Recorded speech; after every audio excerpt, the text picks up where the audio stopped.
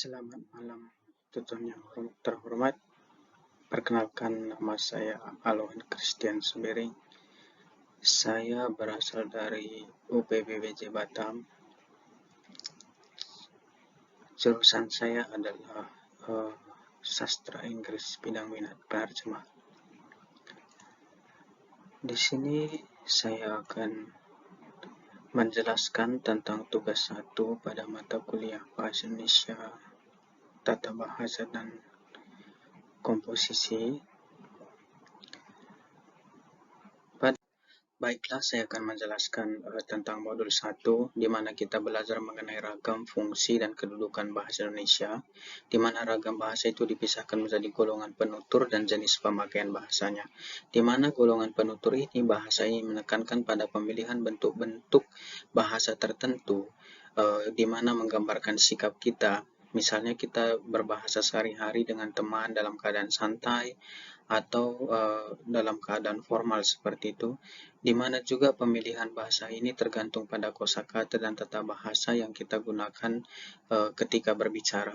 Dan dari jenis pemakaian bahasanya, bahasa ini juga dipakai dalam keadaan dan situasi yang sedang berlangsung, seperti apakah kita menggunakan bahasa itu dalam keadaan formal, semi formal, atau non formal, atau keadaan bahasa yang kita gunakan dalam bahasa sehari-hari.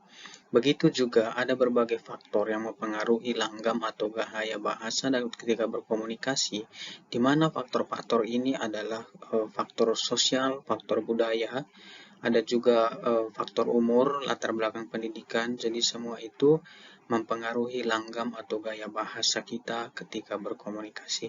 Secara umum, bahasa baku memiliki fungsi yaitu sebagai pemersatu, pemberi kekasan, pembawa kewibawaan, dan sebagai kerangka acuan, di mana juga bahasa Indonesia itu dalam proses pembakuan hendaknya berpijak pada ragam bahasa pendidikan dan coraknya, sesuai dengan sudut pandang sikap, bidang, dan sarana yang digunakan.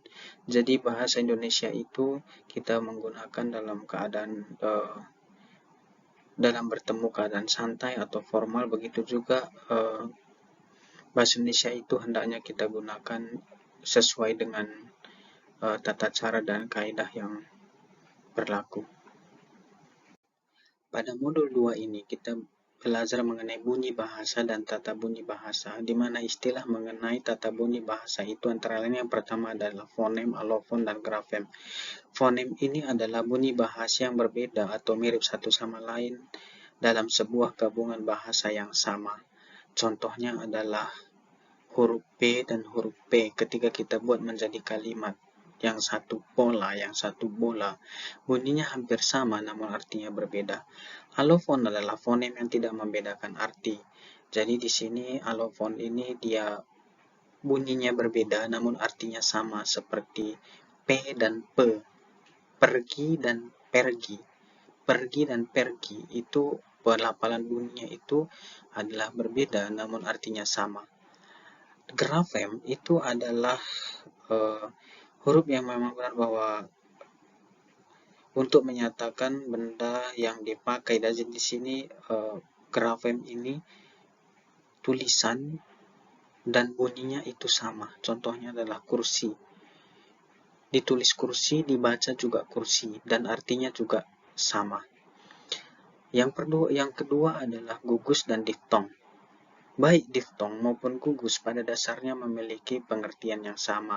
Hanya saja membedakan adalah pihak yang merupakan huruf vokal dan pihak lain yang merupakan huruf konsonan. Jadi pengertian diftong adalah gabungan bunyi vokal dalam suatu kata, sementara gugus adalah gabungan bunyi konsonan yang ada dalam satu kata.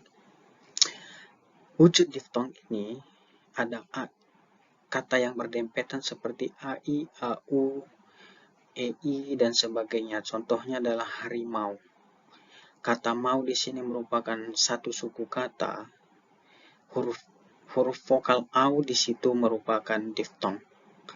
Jadi huruf konsonan yang berjajar dalam satu kata ini belum tentu juga gugus konsonan. Jadi kita tetap harus memperhatikan tiap suku kata yang membentuk satu kata tersebut yang membentuk satu wujud konsonan seperti PR, PS, KL, NJ atau dibaca eng, ny dan sebagainya. Jadi contohnya itu adalah sastra. Dalam sastra ini gugus konsonannya di situ adalah TR. Mengapa? Karena suku kata pembentuk dari kata sastra. Kata sastra itu adalah sastra. Jadi di situ gugus konsonannya adalah TR.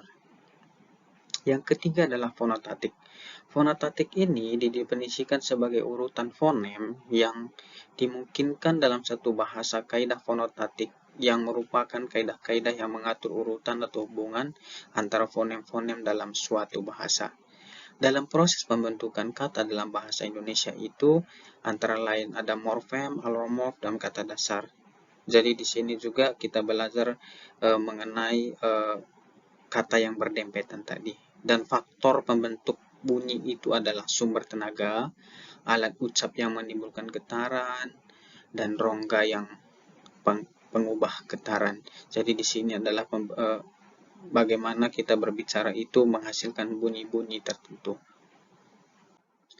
Pada modul 3 ini kita belajar mengenai kelas kata. Berdasarkan bentuknya, verba ada dua macam, yaitu verba asal dan verba turunan, di mana verba asal ini adalah verba yang berdiri sendiri.